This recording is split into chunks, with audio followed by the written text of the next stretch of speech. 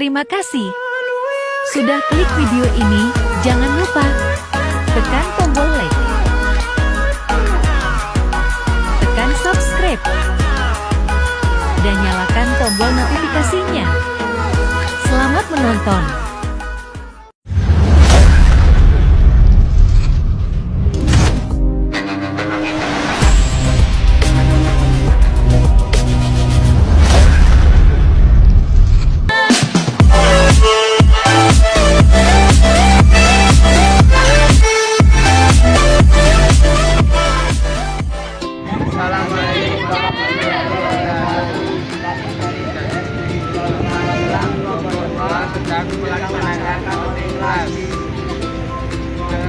Masjid Al-Aqsa kemarin dan Yusufan, dan sekarang kita akan di Masjid Al-Aqsa. Mau tahu keseruannya, ikuti saja. Saya ada naran di area Masjid Al-Aqsa, dan jika ingin menaiki menara itu harus membayar 5.000 per orang. Oke, jadi di belakang saya ini adalah pelabuhan yang berada di sekitar area Masjid Al-Aqsa.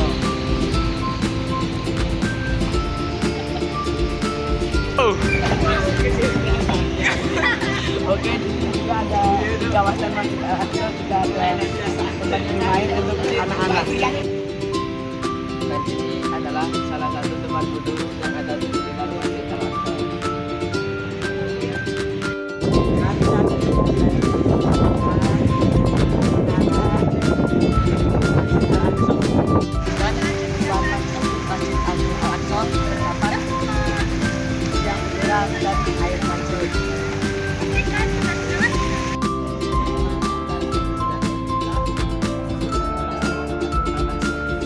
Sebelum kami masuk ke pada sesi acara, kami juga ingin kata-kata semua.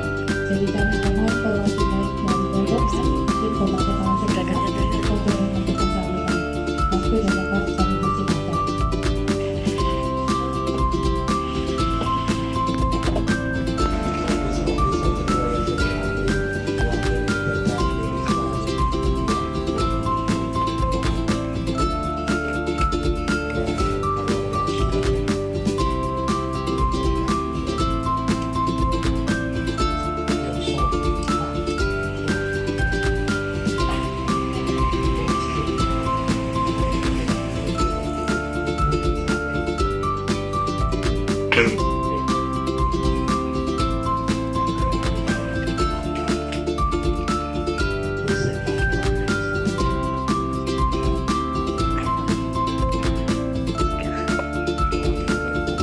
Diaduk terus ya Kak. Ini nanti sampai parafinnya larut.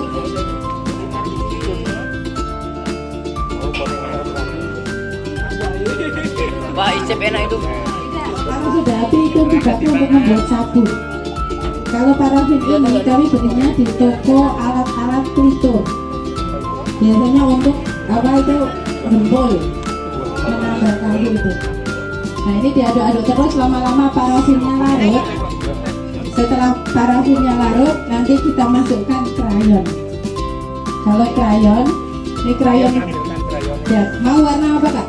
Banyak orange sih, Kalau pink yang merah tapi sedikit saja. Itu nanti di apa? Diparut Kak. Ya. Ini nunggu sampai dia larut. Kalau mengeras ya Kak, seperti begini.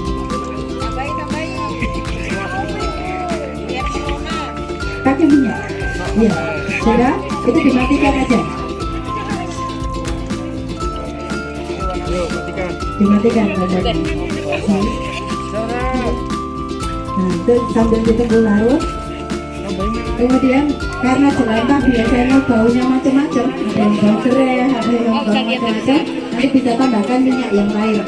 Itu pakai minyak zaitun tapi ada aromanya itu. Berapa ukurannya? Relatif mawar ini bisa 10 tetes ya. Iya. Dicup gitu aja. Nek ngiler sok ping piro? Tuh.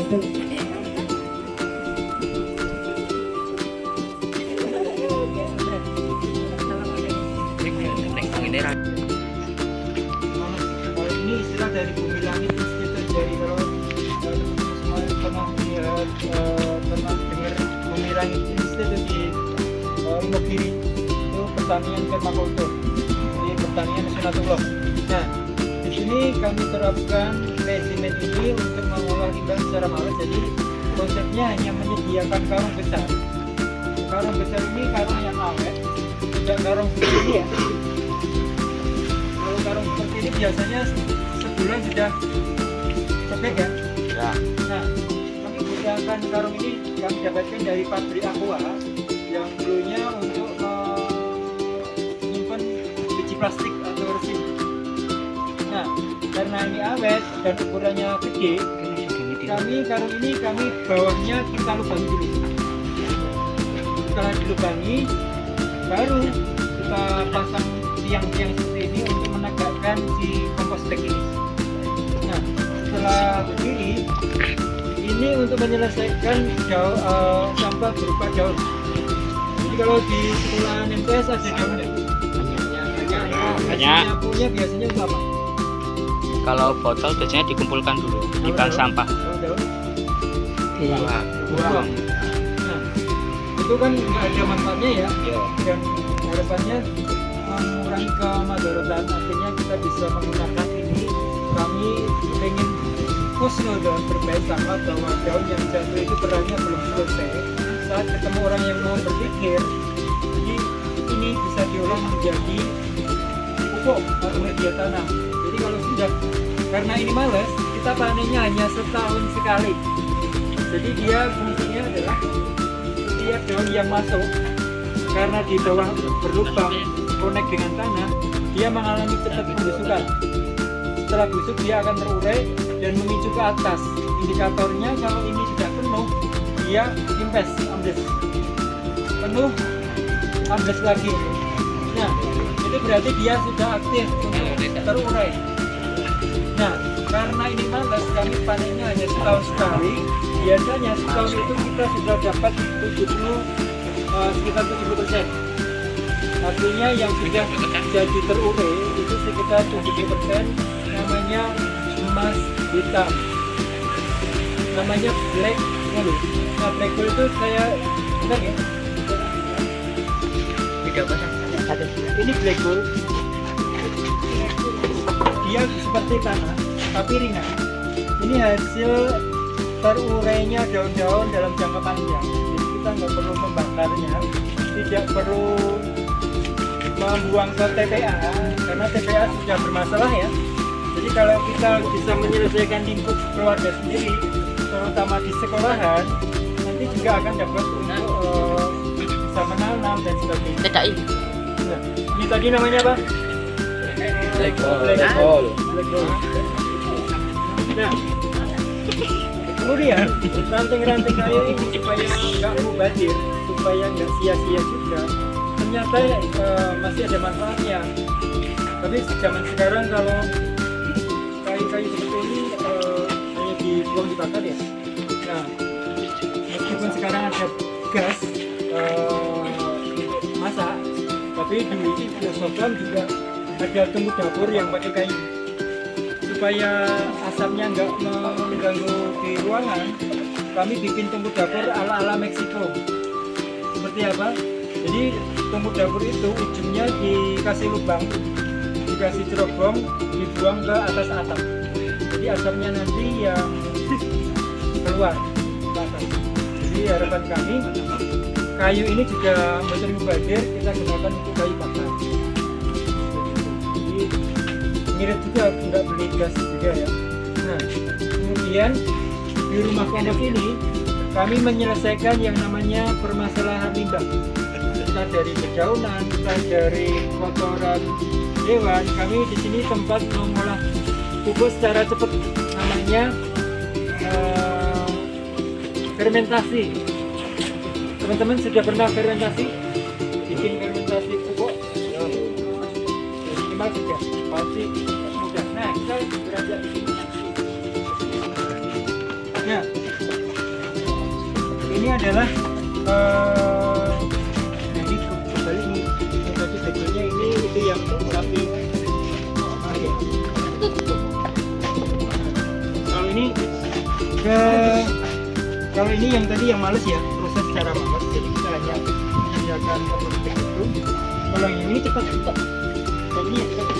Sorry, mikroba. Mikroba. Itu bisa dibikin selai biru. Kemudian juga bikin cendol biru dan sebagainya. Ini kami bisa dipanen setiap hari. Jadi kalau pagi kita petik semuanya, besok pagi sudah ada lagi. Bisa dimakan. Bisa, ini edible. Ini bagus untuk kesehatan mata. Jadi kalau adik-adik pengen matanya, maksudnya pengennya lebih apa? Sehat lagi, kita minum teh yang seperti ini untuk membantu kesehatan mata. Kita bergeser ke sini.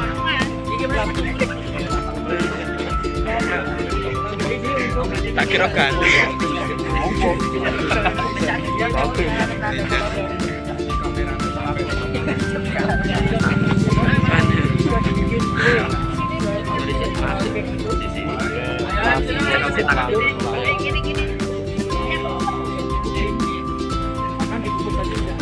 Awas ya. Kenapa kita nanamnya di pinggir jalan? Karena tidak panen.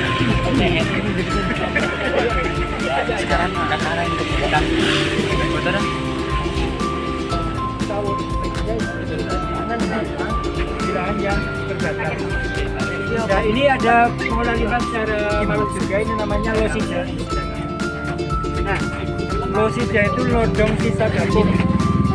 Jadi bisa dibuang di sini, diangkat. Losida, lodong sisa gabung. Ini juga akan menyimpan menabung air hingga hujan. Jadi harapan kami kalau bisa tahan. Ini juga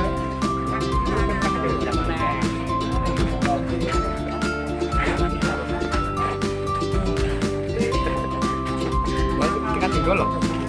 ya baru kental, baru kecil. Hah? Bisa 2 sampai 3 kilo. Ini mewah, Pak. Ini jenis pioje.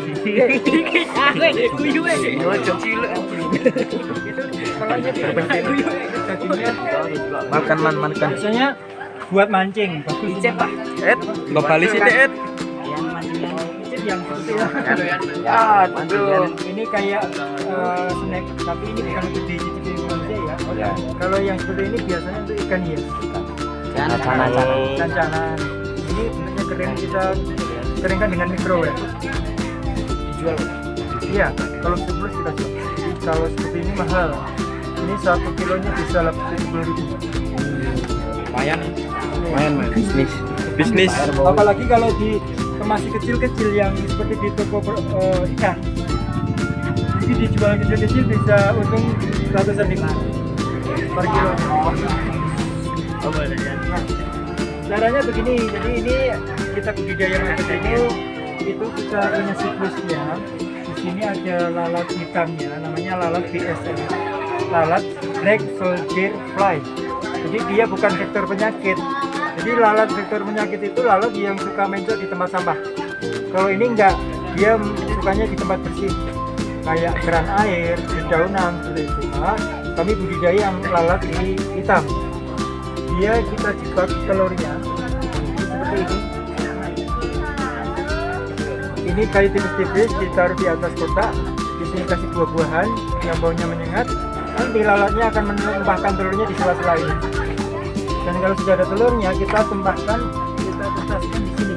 Nah, ini telur maggot yang kuning-kuning yang seperti ini. Kemudian dia 3 hari dia menetas. Saat menetas di bawah ini kasih bubur. Buburnya dari buah-buahan yang di blender. Saat dia jadi menetas, dia baru makan. Kalau sudah ngicipi baru kelihatan fisiknya. Kalau baru menetas belum bisa dilihat. Kalau sudah jadi baby maggot itu ditempat di kotak-kotak ini. Dari kotak-kotak ini isinya adalah limbah makanan kita atau dari warung. Ya, ada nasi, sayur, duri, tulang, buah. Itu nanti langsung dilahap sama si maggot. Nasi juga bisa. Kalau nasi Ya apa? Plastik enggak? Jadi nanti pas ini sudah kering nanti kita ambil sisa magotnya. Ya, ada tisu, ada kertas, ada duri, ada tulang, ada plastik. Nanti kita buang ke tempat ada yang plastik untuk ke situ, yang lainnya ke kandang. Ada yang bertanya? Langsung ya. Bisa panen setiap hari. Jamurnya mungkin seperti ini. Ini belum gede-gede, masih kecil-kecil. Dari kita nunggu gedenya dulu.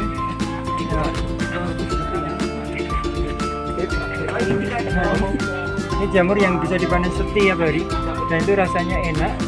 Biasanya dibikin tepung crispy aja, jadi jamur crispy enak banget. Dan harus dipanen setiap hari.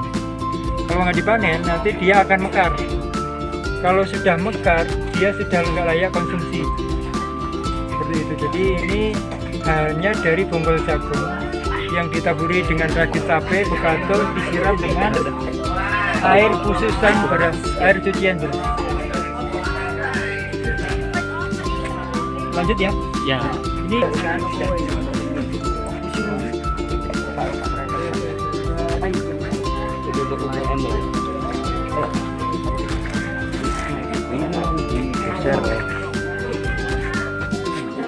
ini adalah ikan lele kita yang bisa dipanen setiap saat. Jadi ya, itu. kenapa airnya bisa bersih karena kita menjaga ekosistemnya supaya ikan lele itu kolamnya nggak bau. Nasi pakannya bagusnya malam hari.